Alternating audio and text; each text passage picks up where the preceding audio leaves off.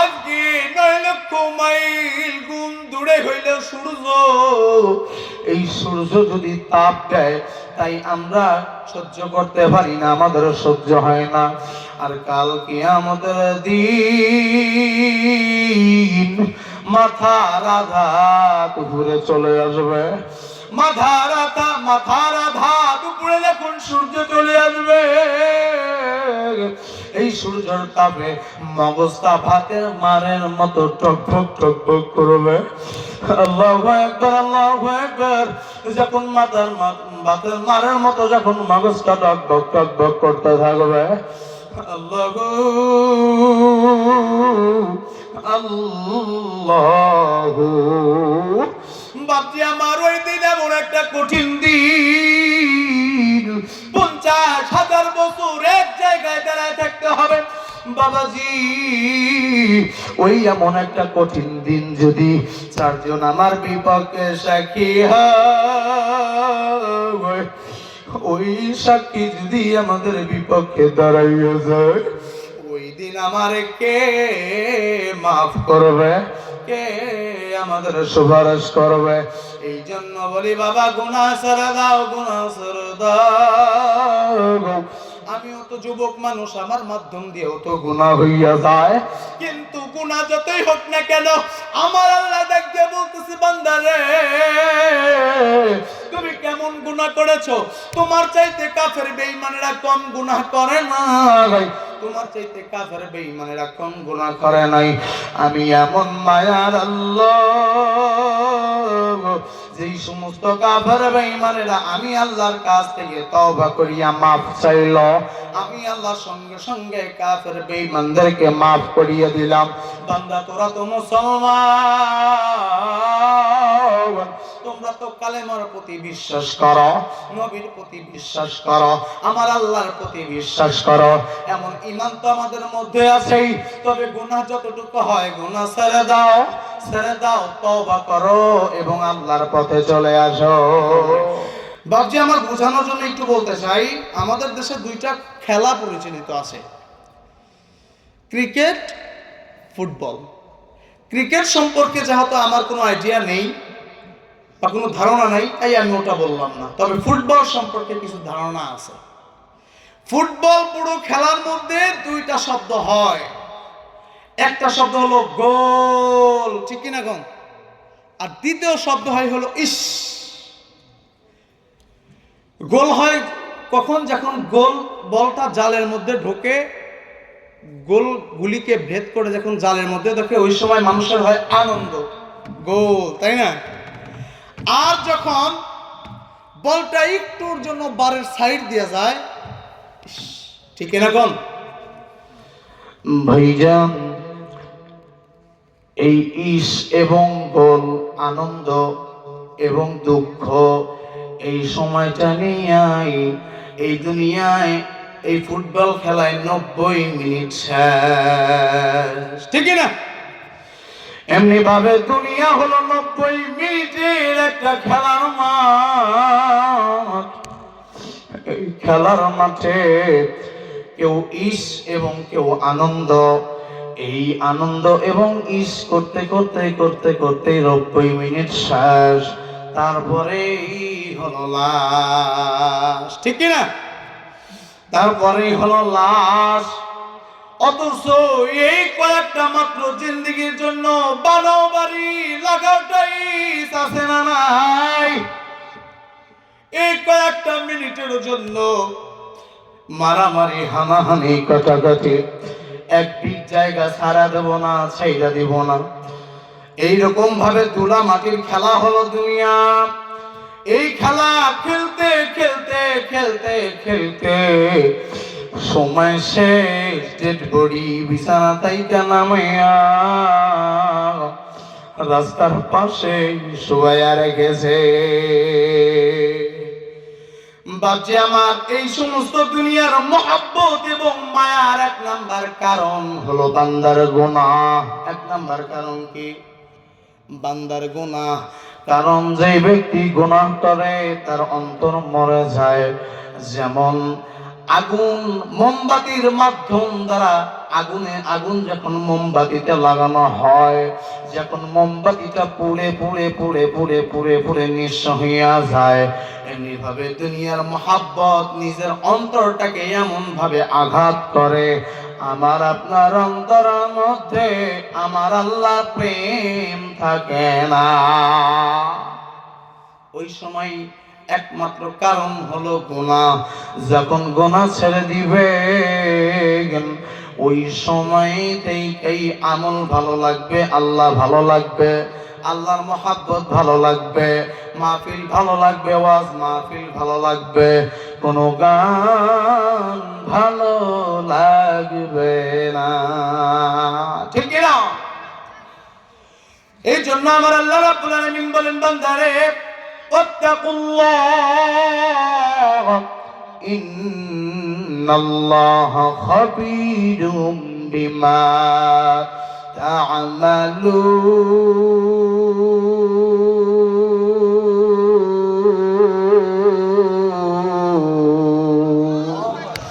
এই জন্য আমার আল্লাহ রাব্বুল আলামিন ডাক দেয়া বলেন, বান্দারে আমি আল্লাহকে ভয় কর, আমি আল্লাহকে ভয় কর, কারণ আমি আল্লাহ তোমার মধ্যে সব কিছু, তোমার গোপন বিষয়ে জানি, তোমাদের কাজ সম্পর্কে আমি আল্লাহ সব কিছু জানি, তুমি দুনিয়ার মধ্যে কি করতেছো সব কিছু সম্পর্কে আমি আল্লাহ জানি। বাজি আমার, যেই সমস্ত জায়গায় আমরা বসে গুনাহ করি, মনে করি মনে হয় আমাদের গুনাহ সম্পর্কে জানে না, আমাদের গুনাহ সম্পর্কে কোনো খেয়াল হয়তো কেউ রাখে না, কিন্তু আমার আল্লাহ ডাক দেয়া কয়, বান্দারা আমি আল্লাহ এমন একটা মালিক, তুমি যেখানে গুনাহ করো না কেন আমি আল্লাহ চারজন সাক্ষী দাঁড়ায়া রাখি। যেই জায়গায় গুনাহ করেন না কেন আমার আল্লাহ রাব্বুল আলামিন চারজন ব্যক্তিকে সাক্ষী হিসাবে রাখেন। এক নাম্বার সাক্ষী, ইয়াউমাইযিন তুহাদ্দিসু আখবারাহা, এক নাম্বার সাক্ষী হয়ে থাকে জমিন। বাপজি আমার, আপনি এমন একটা ঘরের মধ্যে জেনা করতেছেন, যেই ঘরের মধ্যে পিপিলিকা যাইতে পারে না, যেই ঘরের মধ্যে সূর্যের আলো যাইতে পারে না, যেই ঘরের মধ্যে কোনো মানুষ প্রবেশ করতে পারে না, ওই জায়গায় যদি দাঁড়াইয়া গুনাহ করে, সেই জায়গায়ও আমার আল্লাহর চারজন সাক্ষী দাঁড়াইয়া যায়। এক নাম্বার সাক্ষী, ইয়াউমাইযিন তুহাদ্দিসু আখবারাহা, এক নাম্বার সাক্ষী হইয়া যায় হলো জমিন। যেই জায়গায় কেউ নাই সেই জায়গায় তারা গুনাহ করলে এক নাম্বার সাক্ষী কে হয়? জমিন কে হয়? এতক্ষণ কারে কি বুঝাইলো? কয় আল্লাহ। এতক্ষণ এখানে কি হয়? জমিন এক নাম্বার সাক্ষী হয়ে দাঁড়ায়। দ্বিতীয় নাম্বার সাক্ষী হয়ে দাঁড়ায় আল-ইয়াওমা নাখতিমু আলা আফওয়াহিহিম ওয়া তুকাল্লিমুনা আইদিহিম ওয়া তাশহাদু আরজুলুহুম বিমা কানু ইয়াকসিবুন।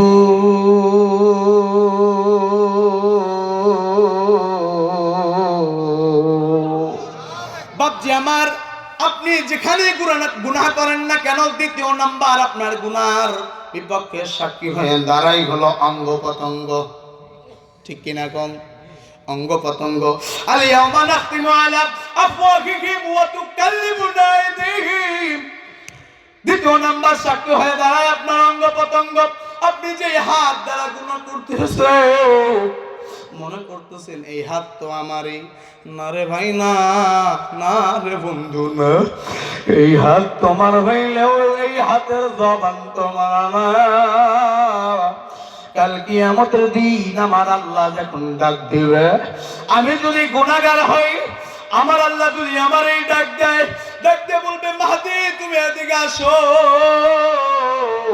তুমি দুনিয়ায় থাকতে অমুক গাছের আম খেয়েছ, অমুক গাছের লিচু খেয়েছ, অমুক জায়গায় হামলা করেছ, অমুক একটা মানুষকে হাত দ্বারা কষ্ট দিয়েছ। আমি আপনি ডাক দেয়া বলবো, মালিক আমি তো এই হাত দ্বারা কাউরে কষ্ট দেই নাই, আমি এই হাত দ্বারা কাউকে আমি আঘাত করি নাই, এই হাত দ্বারা আমি কারোর উপরে জুলুম করি নাই। আমার আল্লাহ ডাকতে বলবে, রে ফেরেশতার দল, জলদি করে যায় এই বেঈমানের বুক আগুনের সুতা দ্বারা সেলাই করো। এর মুখের মাধ্যম দিয়ে আর কোনো কথা বের হবে না, এই বান্দার আর কোনো আওয়াজ শুনতে চাই না। আমার আল্লাহ অনুমতি দেওয়ার সঙ্গে সঙ্গে আল-ইয়াওমা নাখতিমু আলা আফওয়াহিহিম ওয়া তুকাল্লিমুনা আইদিহিম, তোমার হাত কথা বলা শুরু করবে। হাত ডাক দিয়া বলবে, মালিক, আমি হাত দ্বারা বান্দা ভালো কাজ করে নাই। আপনি হাত দিয়েছিলেন কোরআনটা দেখে দেখে পড়বে, এই বান্দা হাত দিয়ে কোরআন দেখে পড়ে নাই, এই হাত দ্বারা কোরআন ধরে ধরে পড়ে নাই, এই হাতটা দিয়ে মানুষের উপকার করার জন্য করেছিলেন। কিন্তু আল্লাহ গো, এই বান্দা এই হাত দ্বারা মানুষের অন্যায় করেছে, অবিচার করেছে, অত্যাচার করেছে, সুদের টাকা লেনদেন করেছে, সুদের টাকা যাওয়া নেওয়া করেছে। যদি সুদের উপরে কোন মানুষ যদি দিতে দেরি করত, এই বান্দা এই হাত দ্বারা তার উপর প্রহার করেছে। আমি হাত নিজে বলতেছি, এই বান্দা হাত দ্বারা ভালো কাজ করে নাই, হাতের জবান ওই দিন খুলে যাবে। দ্বিতীয় নাম্বার, পাকে আল্লাহ ডাক দিয়া বলবেন, পার জবান খুলিয়া দেও। পার জবান খুলে যাবে, যাবার সঙ্গে সঙ্গে পা নিজে ডাক দিয়ে বলবে, মালিক, এই বান্দা ভালো রাস্তায় ঘুরে নাই, ভালো পথে চলে নাই, এই বান্দা সর্বক্ষণ মন্দ পথে চলেছে। চোখের জবান খুলে যাবে, হাতের জবান খুলে যাবে, পায়ের জবান খুলে যাবে, মাথার জবান খুলে যাবে, অঙ্গ প্রত্যঙ্গের জবান খুলে যাবে। তাহলে ওই দিন দ্বিতীয় নাম্বার সাক্ষী কি হবে? অঙ্গ প্রত্যঙ্গ কি হবে? এক নাম্বার হবে হলো জমিন, দ্বিতীয় নাম্বার হবে অঙ্গ প্রত্যঙ্গ, তৃতীয় নাম্বার কিরামান কাতিবিনা ইয়ালামুনা মা তাফআলুন।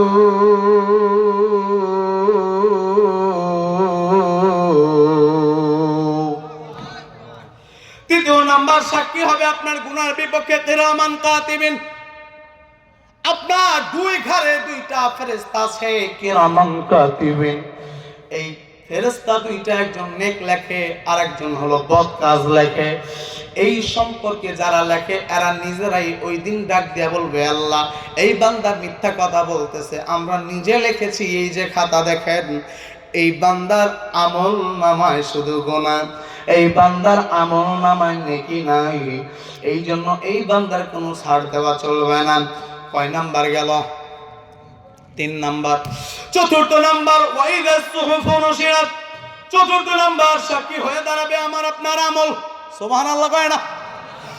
তৃতীয় নাম্বার, চতুর্থ নাম্বার আপনার সাক্ষী হয়ে দাঁড়াইবে হলো আপনার আমার আমল। যেই আমল আমরা করেছি, বদ আমল করি আর নেক আমল করি, এইটাই আমার আপনার বিপক্ষে সাক্ষী হয়ে দাঁড়াইবে। আমল নিজে কথা বলবে, আমি বদ আমল, আমি নেক আমল।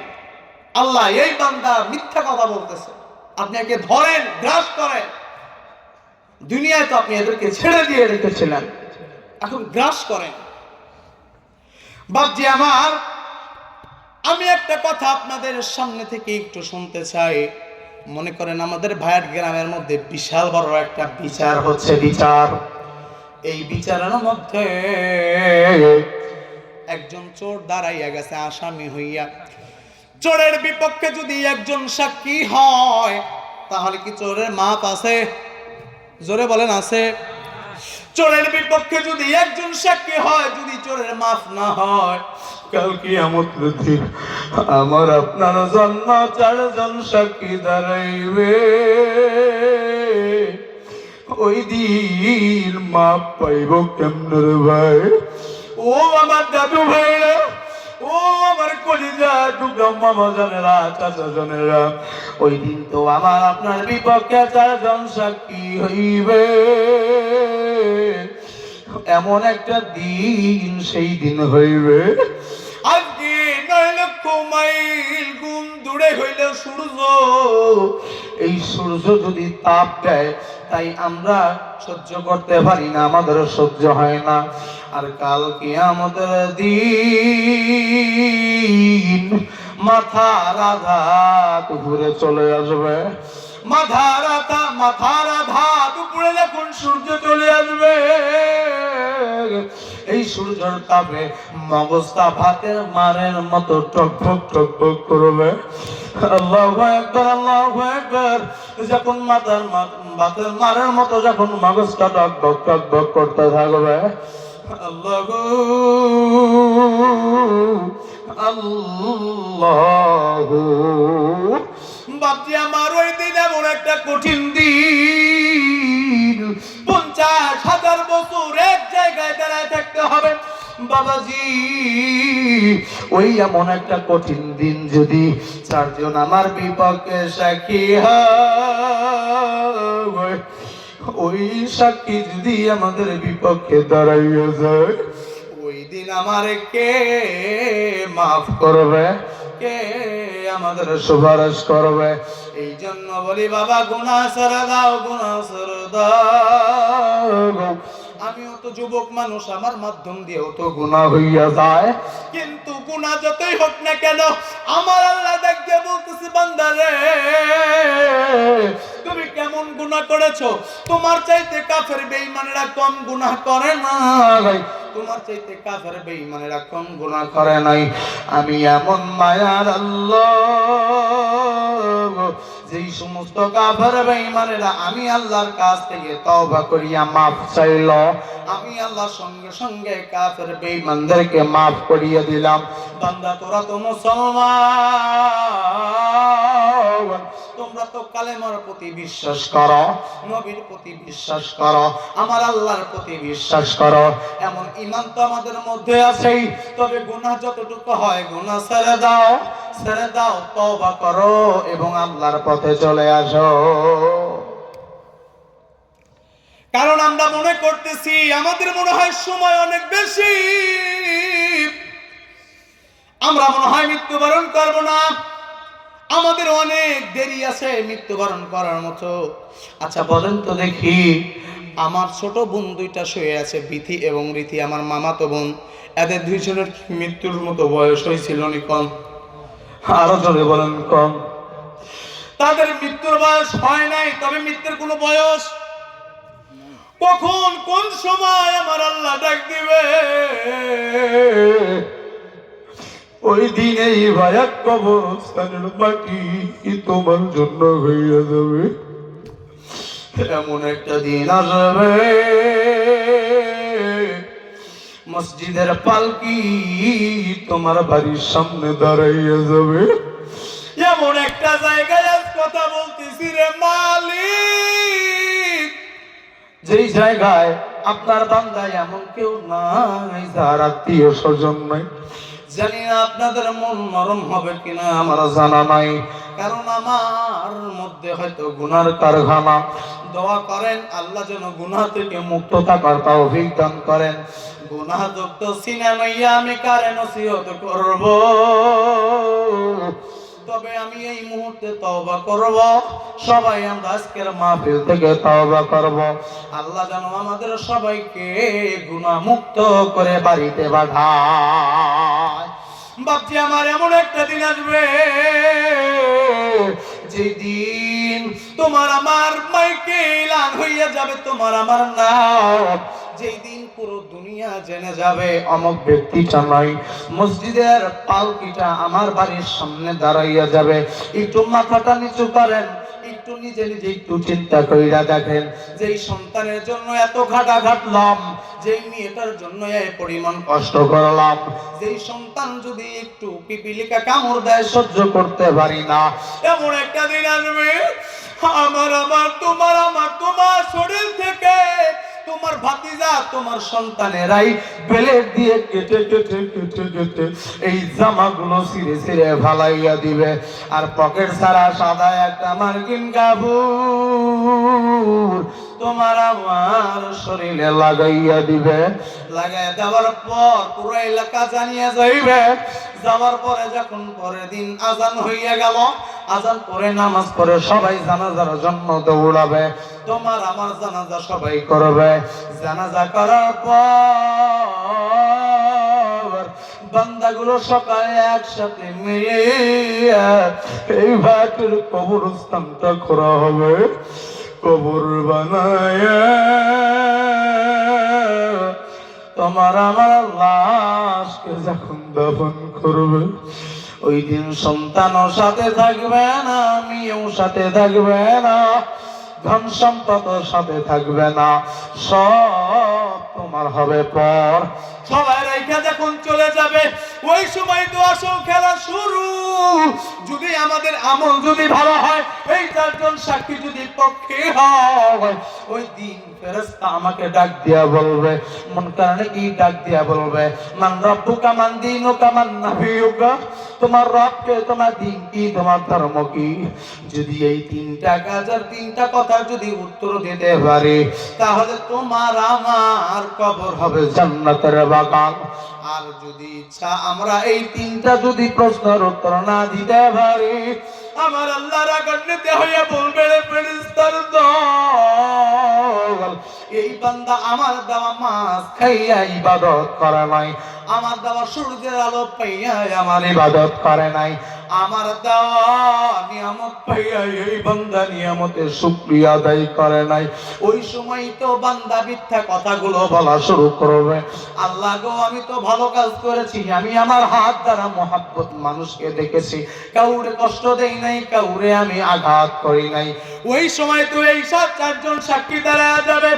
ইয়াউমাইদিন তুহাদ্দিসু আখবারাহা, জমিনদারা যাবে রে, জমিনদারা বলবে মালিক এই বেঈমানের কোনো মাফ হবে না। অঙ্গ পতঙ্গ দাঁড়াইয়া বলবে এই বেঈমানের কোনো মাফ হবে না। কিরামান কাতিবিন দাঁড়াইয়া বলবে এই বেঈমানের কোনো মাফ হবে না। ওয়াইদা সুহুফ নুশিরাত, আমলগুলো ডাক দিয়া বলবে আল্লাহ এই বান্দার কোনো ধরনের মাফ হবে না, কারণ এই বান্দা আপনার দ্বারা নিয়ামত পাইয়া নিয়ামতের শুকরিয়া আদায় করে নাই। এই বান্দা আপনার দ্বারা ওই সূর্যের আলো খাইয়া, মাছ খাইয়া, গোশত খাইয়া শুকরিয়া আদায় করে নাই। অতএব এই বান্দার মধ্যে আর কোনো মাফ চলবে না। ওই দিন তোমার আমার এই কবরের মধ্যে আগুন আর আগুন, জাহান্নামের আগুন দিয়া কবরটা যখন ভরে দেওয়া হইবে, পুরো শরীরটার মধ্যে আগুন লাগতে থাকবে। বান্দা কান্দে কান্দে বলবে রে মালিক যদি আমার আর একটা সুযোগ দেওয়া হয়, আমি বললাম আর কোনোদিন আমি সুযোগ মিস করব না। আল্লাহ আমার জমিনে আবারও পাঠান, আমি জমিনে যাইয়া আমল করব, আপনার প্রত্যেকটা 5 ওয়াক্ত নামাজ আমি পাবন্দি করব, সুদ খাব না, ঘুষ খাব না, ও আল্লাহ আমি নাফরমানি করব না। ওই দিন ইস বলা ছাড়া আর কোনো উপায় থাকবে না, ঠিক না? এই জন্য আমরা বলি করিয়া ভাবিয়া করিও কাজ, না করিয়া ভাবিও না, ভাবিয়া কাজ করা যাবে। আমরা বাংলাদেশের দেশের এখন মানুষ আমরা ভেবে কাজ করি না, সবাই হলো অনর্থক কাজগুলো করি, কারণ কবরের দিকে আমাদের খেয়াল নাই। আমাদের এই জায়গায় যে আসতে হবে এই ধরনের খেয়াল আমাদের মধ্যে নাই। যদি খেয়াল থাকতো তাহলে সুদ খাইতে পারতাম না, ঘুষ খাইতে পারতাম না। একজন মানুষ যে সুদ খায়, যে ঘুষ খায়, তার কলিজায় এমন ভাবে মরে যায়, তার মধ্যে কোনো দয়া মায়া থাকে না, তার মধ্যে কোনো ধরনের ইহসান থাকে না। সেই বান্দার মধ্যে শুধু একটাই কথা শুধু নির্ভর করে, সেই কথাটা হইল আমি সুদের টাকা কখন পাবো, কখন পাবো, কখন পাবো। যদি দুনিয়ার মধ্যে আসতে চাই, যদি মনে হয় এই কবর মহাব্বতের সাথে রাখবো, তাহলে এই কবর যদি আদর্শের সাথে যদি আমাদের কবরটা বানাইতে চাই, তাহলে সমস্ত ধরনের গুনাহ থেকে আমাদের পৃথক থাকা দরকার আছে না না? আর যদি বলেন আছে না নাই? বাপজি আমার, এই জন্য আমি কথাগুলো কেন বললাম? আজ আপনি কারো মাধ্যম দ্বারা কষ্ট পাচ্ছেন, আজ আপনি কারো মাধ্যম দ্বারা প্রতারিত হচ্ছেন। যারা প্রতারণা করতেছে তারা দুনিয়াতেই সবকিছু পেয়ে যাচ্ছে, কিন্তু আপনার উপরে যারা প্রতারণা করবে, কাল কিয়ামতের দিন এই বান্দাকে এমন ভাবে আমরা আল্লাহ গ্রাস করবে, বান্দার সমস্ত কাজের বদলা এক একটা করে নিবে, ঠিক না? এই জন্য আজকে এমন একটা মাহফিলে এসেছি, মসজিদের মাহফিল, মাদ্রাসার মাহফিল গুলো আমরা করি, সেইভাবে আমাদের মধ্যে প্রভাব পড়ে না। তবে আজকে যেই জায়গায় আমরা মাহফিল শোনার জন্য এসেছি, পাশেই কবরস্থান, কথা কোন ঠিক না? এমন কেউ নাই যার মা নাই, এমন কেউ নাই যার বাবা নাই, এমন কেউ নাই যার আত্মীয় স্বজন নাই। আজকের এই দিনের জন্য সমস্ত আত্মীয় স্বজন গুলো আমাদের জন্য দাঁড়ায় রয়েছে রে বাবা, আমাদের দিকে হাত বের করে ডাকতেছে, রে সন্তান, দুনিয়ায় কি করেছো না করেছো, আমি মা তো, আমি বাবা তো তোমাদের জন্য সব ধরনের মহব্বত রেখে দিয়েছি। সন্তান রে, আজ কবরের পাশে আসছো রে সন্তান, আমি মার কবর কি পরিমাণ আযাব তুমি জানো না রে সন্তান। জানো, দুনিয়ায় যখন তোমার আমি জন্ম দিয়েছিলাম, জন্মের আগ মুহূর্তে আমি মা কি পরিমাণ কষ্ট করেছি রে সন্তান। তুমি যখন আমার পেটের মধ্যে, আমি মা প্রসব বেদনা সহ্য করতে পারি নাই। প্রথম দিনের প্রসব বেদনা আমি দাঁত কামড়ায় সহ্য করেছি, দ্বিতীয় দিনে আমি কষ্ট করে করে সহ্য করেছি, শরমে বলি নাই। তৃতীয় দিনের দিন আমি মা আর সহ্য করতে পারি নাই, আমি মা জন্ম নেওয়ার সময় তুমি এমন ভাবে একটা লাথি মেরেছ, এই লাথিটা মারার পরে কোন মা দুনিয়ার বুকে গলা কাটা মুরগির মতো দাভায়, আর কোন মা দুনিয়া ছেড়ে বিদায় নিয়ে কবরে চলে আসে। বাপজি আমার, ওই আপনার মা বাবা, আমার আপনার মা বাবা অনেকেরই আজ কবরের মধ্যে আছে। এমন একটা জায়গায় এসেছি রে, এই জায়গায় মা আছেন, বাবা আছেন, নানা আছেন, নানি আছেন, দাদা আছেন, সকলেই চারিদিকে রুহানি ভাবে দাঁড়ায় আছে। রে সন্তান, আমার জন্য একটু দোয়া করো, দোয়া চাও। আমি মা তোর জন্য কি না করেছি রে সন্তান। এই যে আমাদের গ্রামের একজন প্রধান মুজাহার মাস্টার নানা কিছুদিন আগে এই দুনিয়া ছেড়ে বিদায় নিয়ে চলে এসেছে। আপনি তার ছেলের দিকে তাকাইয়া দেখেন, তার মনে কি বলে। যার মা নাই, আপনি তার মনের দিকে তাকাইয়া বলেন কি বলে। যার বাবা নাই, তার দিকে তাকাইয়া বলেন তার মনটা কি বলে। বাবাজি, মা ছাড়া বাবা ছাড়া এই দুনিয়ায় কিছু নয়। এই জন্য আমার আল্লাহ রাব্বুল আলামিন বলেন, ও ক্বাদা রাব্বুকা আল্লা তা'বুদু ইল্লা ইয়্যাহু ওয়া বিল ওয়ালিদাইনি ইহসানা। বান্দা, তোমার মা বাবার উপর তুমি ততটুকু পরিমাণে ইহসান করো যতটুকু ইহসান তোমার মা বাবা তোমাদের উপর করেছে। যতটুকু ইহসান তুমি মা বাবা থেকে পেয়েছো, ততটুকু ইহসান আমার মা বাবার জন্য করার দরকার আছে না না? কিন্তু বর্তমান মা বাবার উপর তো ইহসান নাই, বরং জুলুম। কথা কোন ঠিক না? বরংস মা বাবার উপরে জুলুম। যেই মা বাবা বিল্ডিং করে দিল, যেই মা বাবা জমি জমা করে দিল, আর সেই মা বাবা মুরব্বী হবার কারণে সেই মা বাবার সেই বিল্ডিং এ ঠাঁই নাই। বেটা এবং বেটার বউ এবং নিজে থাকে বিল্ডিং ঘরে, আর মারে রাইখা দেয় ভাঙ্গা ছাপড়ার মধ্যে। এমন মুনাফিক আছে না? না বাপজি, আমার একটা ছোট্ট ঘটনা দিলে বুঝবেন। একটা ছোট্ট একটা ঘটনার মাধ্যমে আমি বুঝাইতে চাই। আমি যখন ছোট্টবেলায় ছিলাম, মাদ্রাসায় যখন পড়ালেখা করেছি, খুকনি আটার দাগ মাদ্রাসা সকলেই চিনেন। এই মাদ্রাসার মাহফিলের দিন প্রত্যেকটা ছাত্রদের মধ্যে কাজ ভাগ করে দেওয়া হইতো। তোমার এই কাজ, তোমার এই কাজ, তোমার এই কাজ, তুমি এই সমস্ত কাজগুলো করো। সমস্ত ছাত্রদের মধ্যে যখন কাজগুলো ভাগ করে দেওয়া হইল, হঠাৎ করে দেখি দুইটা বাচ্চা, ছোট্ট ছোট্ট ইয়াতিম বাচ্চা। এই বাচ্চা মাদ্রাসার মধ্যে নাই। হুজুর বলল, দেখো হাসান হোসেন কোথায় গেছে, একটু খবরটা নাও। আমি দৌড়াইয়া গেলাম, যাইয়া দেখি হাসান হোসেন নাই। পাশেই কবরস্থান, আমি কবরস্থানের মধ্যে যাইয়া দেখি বাবার কবরের সামনে দাঁড়ায়া দুইটা বাচ্চা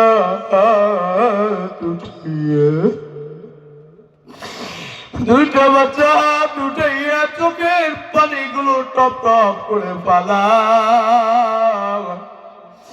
আমি দুইটা বাচ্চার পাশে দাঁড়াইয়া গেলাম, যাইয়া আমি হাতটা তাদের সাথে উঠাইলাম।